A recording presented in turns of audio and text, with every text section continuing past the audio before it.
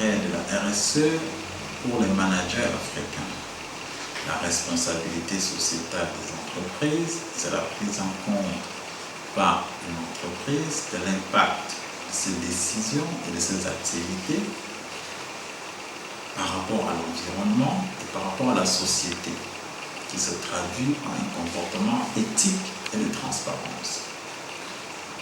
Ainsi dit, on a cette question centrale autour de la RSE, les droits de l'homme, la gouvernance, l'environnement, les relations et conditions de travail, les questions relatives aux consommateurs, les questions relatives aux communautés, la loyauté, la bonne pratique des affaires. Donc, pour un dirigeant africain, si nous prenons chacune de ces 7 questions centrales, on se rend compte que dans notre contexte, le manager africain a parfois déjà un problème avec la conformité à la législation.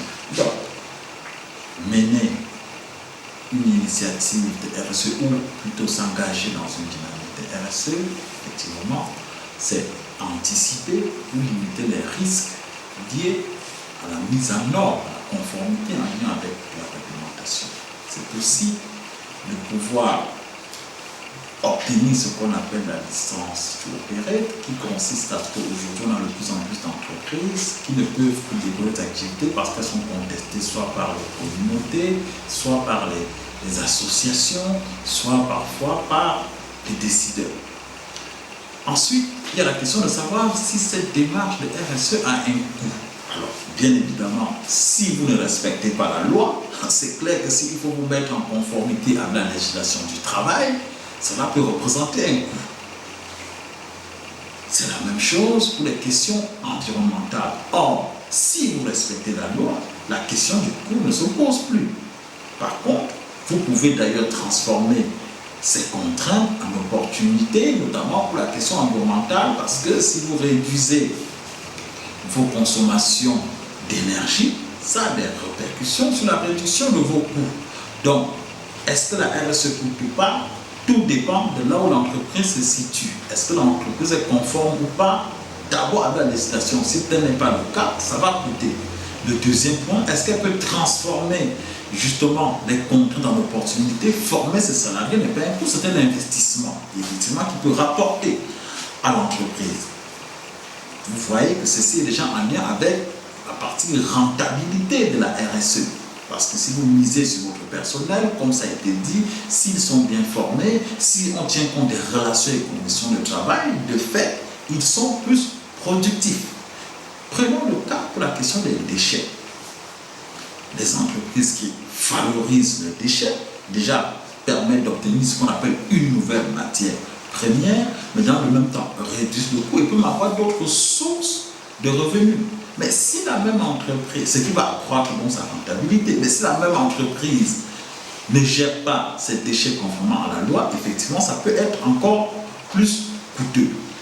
On a des exemples en Afrique, notamment en Afrique du Sud, avec le cas d'Impala Clothing, qui est cette entreprise dans le domaine du textile, qui est l'une des plus engagées, à notre avis, en matière de RSE en Afrique, qui a réussi à partir des relations et conditions de travail, par exemple, à impulser une dynamique RSE très forte, que les salariés se sentent impliqués justement dans le business model, comme on dit, de l'activité, au point où il y a eu, il y a 2-3 ans en Afrique du Sud, un mouvement de grève très important dans le domaine du textile, et aucun salarié n'a posé ne serait-ce qu'une heure de grève dans cette entreprise.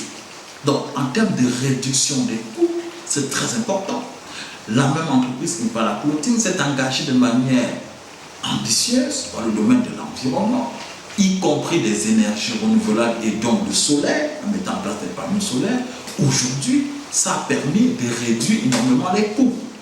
Toujours cette entreprise Impala Clothing était dans un contexte textile où il y avait beaucoup de licenciements, mais aujourd'hui, non seulement elle a consolidé les emplois, mais elle en a créé d'autres. Voilà comment, en s'engageant de manière ambitieuse sur les questions des relations et conditions de travail, sur les questions environnementales, on peut accroître sa rentabilité et assurer le développement de son entreprise.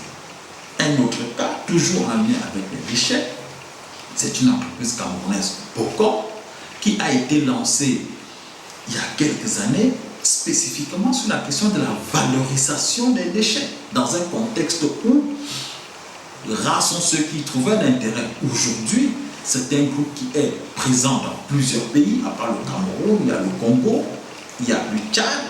L'entreprise est en plein développement, justement sur ce créneau de la valorisation et du traitement des déchets. Donc, voilà comment une entreprise ou des entreprises dans le contexte africain peuvent se positionner sur ce créneau de la responsabilité sociétale des entreprises pour se développer et accroître le chiffre d'affaires. Et enfin, n'oublions pas que les entreprises africaines sont parfois des sous-traitants ou des fournisseurs ou des prestataires des grands groupes. Ces grands groupes aujourd'hui auxquels on demande de s'engager dans une démarche de RSE. Donc une entreprise congolaise qui s'engage dans une dynamique de RSE, en fait, elle a l'assurance d'avoir des marchés, des donneurs d'ordre qui eux-mêmes sont sensibles ou sont obligés de s'engager dans une dynamique de responsabilité sociétale des entreprises.